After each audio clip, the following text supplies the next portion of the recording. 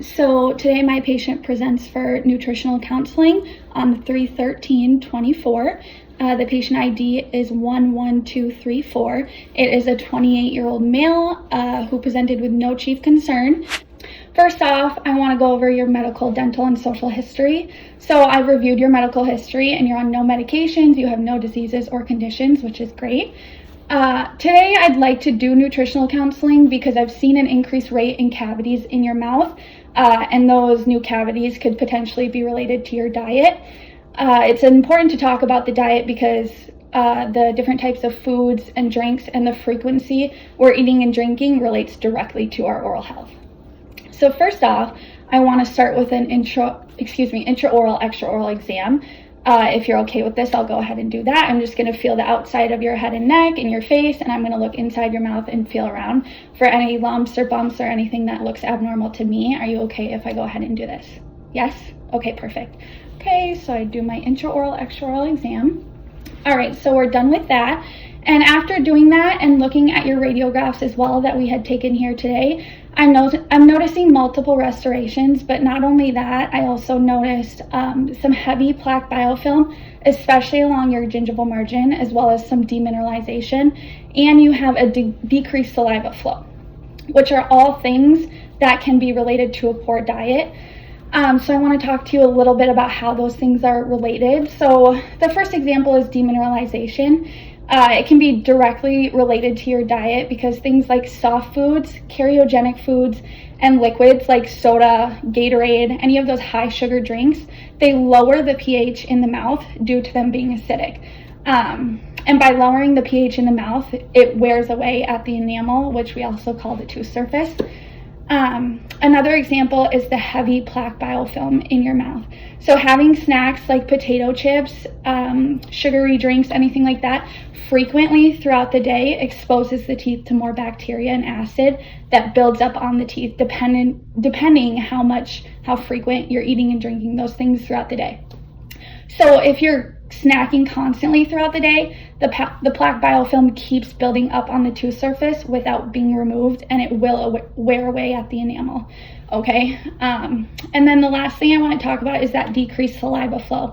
That plays a huge factor. Saliva acts as what we call a buffering agent in the mouth for acids. So when that saliva flow is decreased, the acids are not being buffered from the tooth surface. So that's also very important. Next, we're going to talk a little about your caries classification, which is what is your risk for developing cavities. So how I determine that, let me pull up my chart. Here we go. All right, so I use this little table. This is called Cambra, and this helps me determine what your caries class is. So there's multiple categories on this chart, such as fluoride exposure, sugary foods and drinks, if you've had any cavities or restorations in the last 36 months, things like that. So looking at your intraoral, extraoral exam findings, and as well as your food diary, I have determined that your caries class is high risk just due to those multiple restorations you have in your mouth, the heavy plaque buildup, and your decreased saliva flow. And talking about the plaque, another thing we do is what we call a plaque score, a PI score. So we do this by disclosing your mouth with that purple tablet that I had you chew. That turns your entire mouth purple. And then we rinse your mouth with water, and whatever teeth were left purple after rinsing means that those teeth have plaque stuck to their surfaces. So we look at 6 teeth and determine how many surfaces that purple color stuck to. I take those surfaces, those 6 surfaces, and divide it by 24 out of 24 surfaces and get a percentage.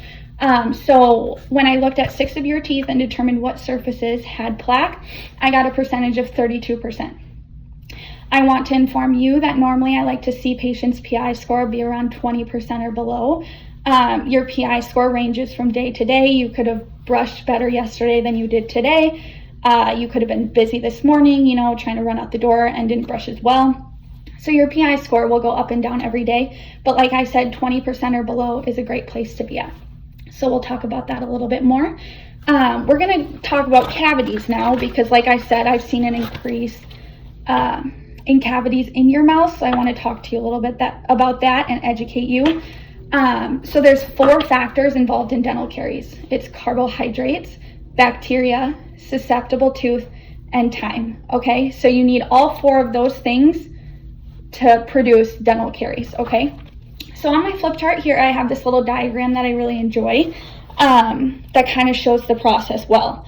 So starting with sugars feed bacteria. We all have bacteria in our mouth. No matter if you scrub your teeth 100 times a day, brush and floss, we all have bacteria in our mouth, okay? So that sugar is feeding that bacteria in your mouth, which creates acid.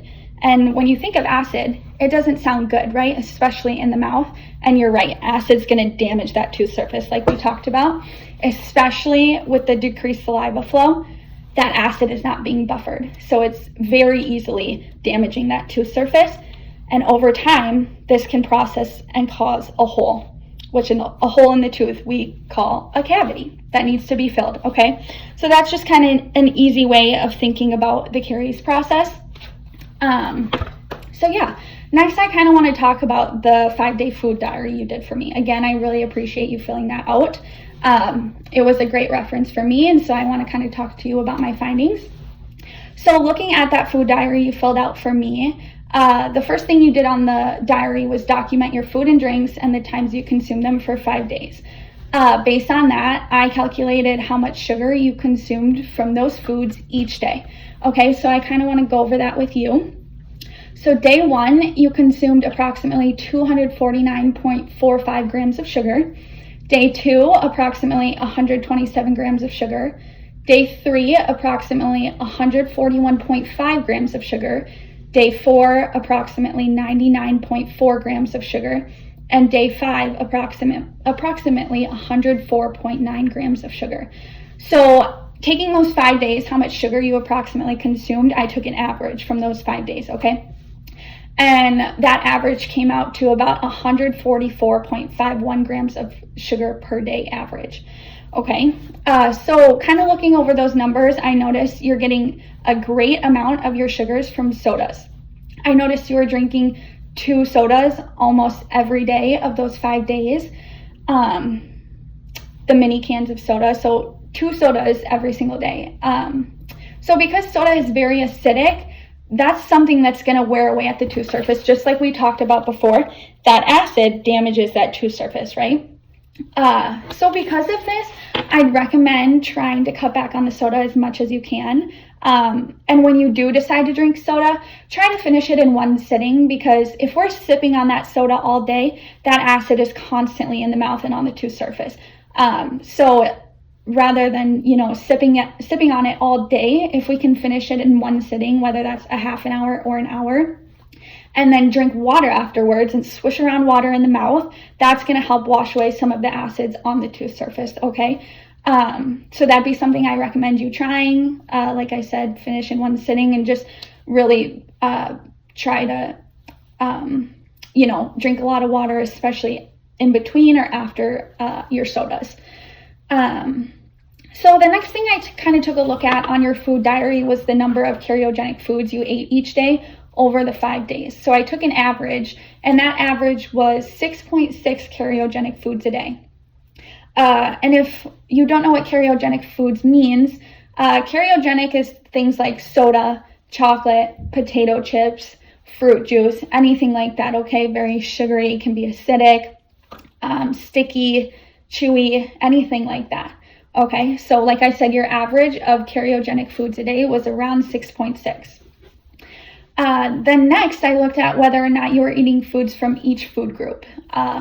So the food groups contain dairy, fruits, vegetables, grains, and proteins. So it's really important that we're eating foods from each of those food groups every single day, okay? We don't want to just be eating dairy or just be eating fruits or just be eating grains. We want to make sure we're getting a well-rounded diet. So over those 5 days, I'm seeing that you consumed less fruits, vegetables, and dairies compared to proteins and grains. Okay. So one thing that's really good in your diet is you're consuming a lot of protein, which is great for your teeth and great for your overall health. The one thing I want to talk about is grains. So that can be like breads, cereals, pastas, anything like that. Those are what we call soft foods, okay? And soft foods take much longer to disappear from the tooth surface. So those soft foods are sitting on your tooth, especially along that gingival margin. And we don't want those there, okay? So like I said, if you can try to, eat a little bit more fruit, veggies, and dairy with each of your meals, that will really go a long way. And as far as the grains, if you do have a grain-heavy meal, maybe decide to brush your teeth right after that meal, so you're removing that soft food from the teeth and from the gingival margin. And water too, right? Swishing water after meals really helps go a long way. So the last thing I looked at on your food diary was determining whether you were eating soft solids, hard solids, or liquids. Like I said, the soft solids, the softer foods, are the most concerning because they do stay on that tooth surface, especially on the cervical third and proximal areas, which does encourage biofilm buildup and the proliferation of bacteria, including those periodontal pathogens, okay? So the soft foods are really the ones we kind of want to stay away from. So I took an average from your 5-day food diary, and your highest average out of soft foods, soft solids, hard solids, and liquids, your highest average was those soft solids. Okay, so I just want you to keep it, fresh in your mind that to include every food group as much as you can when you are eating throughout the day, and maybe, be conscious of those soft solids you are eating and maybe try to stay a little bit away from those. That would really help a lot. So something really important I want to talk about next is frequency.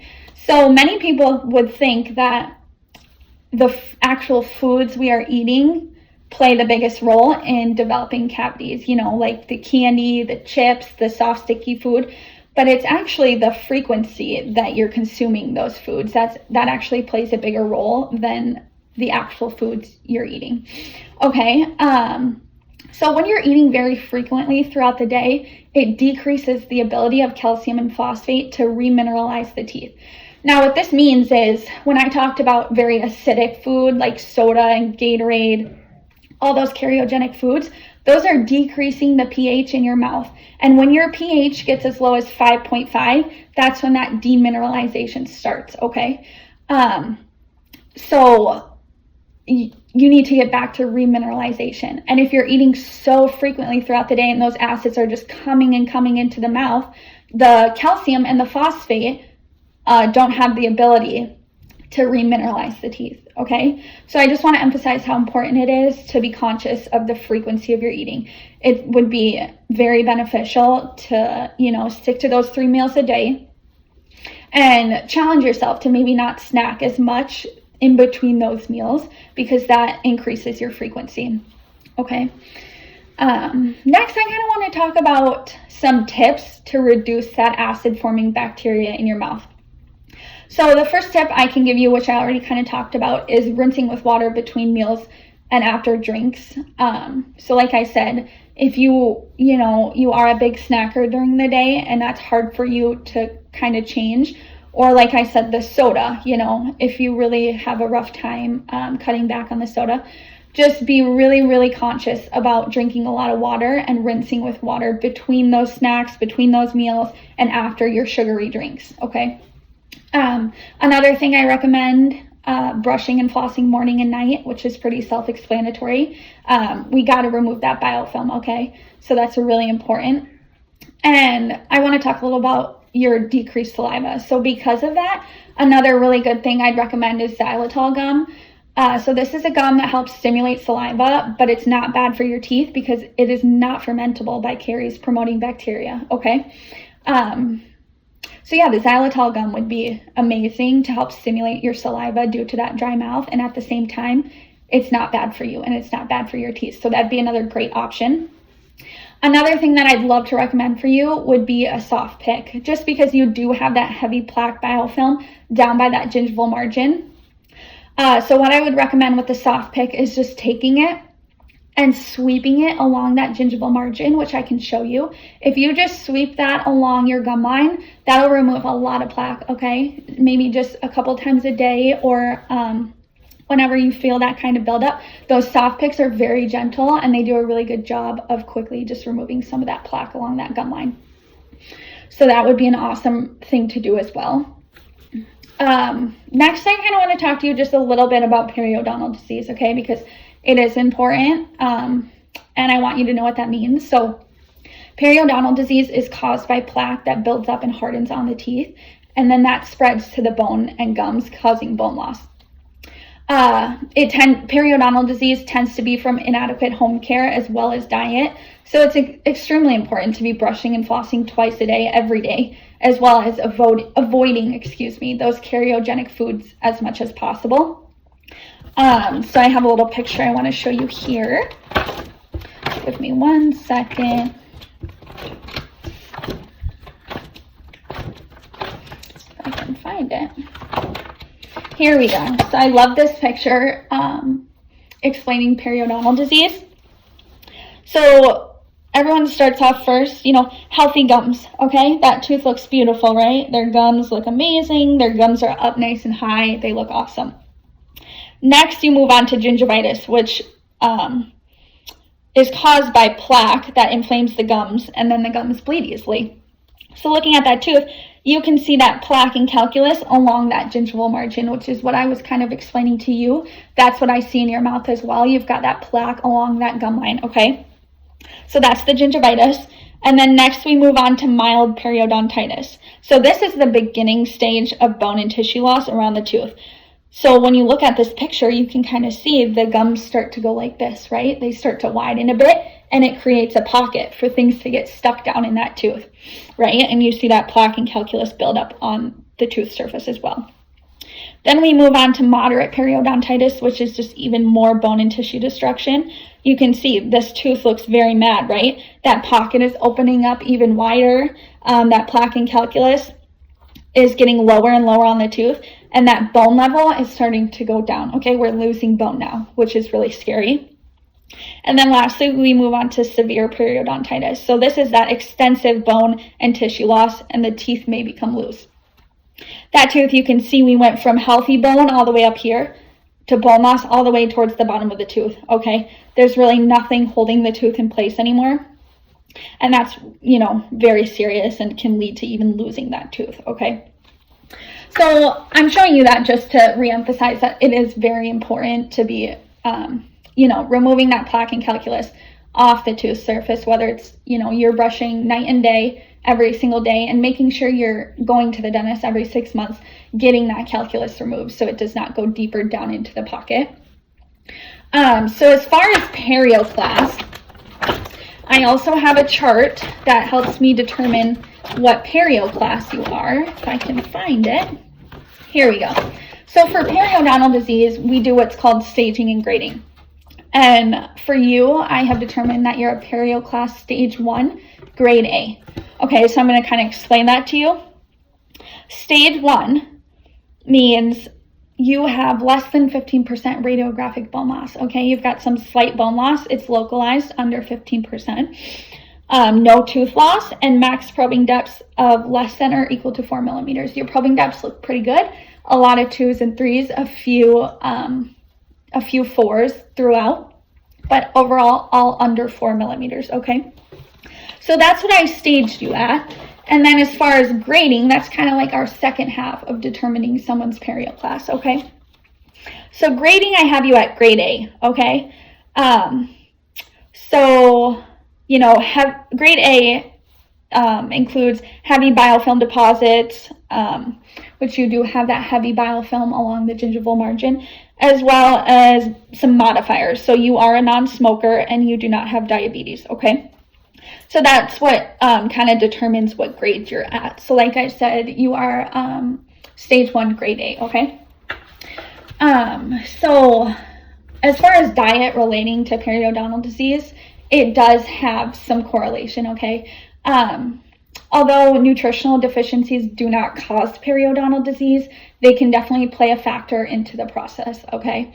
Like malnutrition, all right? That plays a process into periodontal disease. It does not cause it, but it plays a factor. Okay, so it's really important, like I said, making sure we hit all our food groups, staying away from those cariogenic foods, and just really filling our body with good nutrients, because not only is it helping our body, it's helping our mouth, right? So that's really important as well. So just kind of a little wrap up here. Overall, looking at your food diary, I think you're doing a really great job at getting good amounts of proteins and grains into your diet. As far as your frequency, you tend to eat at different times every day. So kind of regarding that, I just want you to work on being conscious of the frequency of eating and being aware of how much snacking you're doing throughout the day, okay? My biggest concern that I saw with your diet is the amount of soda you drink, okay? Like we talked about before, soda is one of those cariogenic foods, and it's going to cause demineralization in your mouth due to that acid lowering the pH, okay? So because of this, I kind of just want to make a goal with you, something to strive for, you know, as far as that soda intake.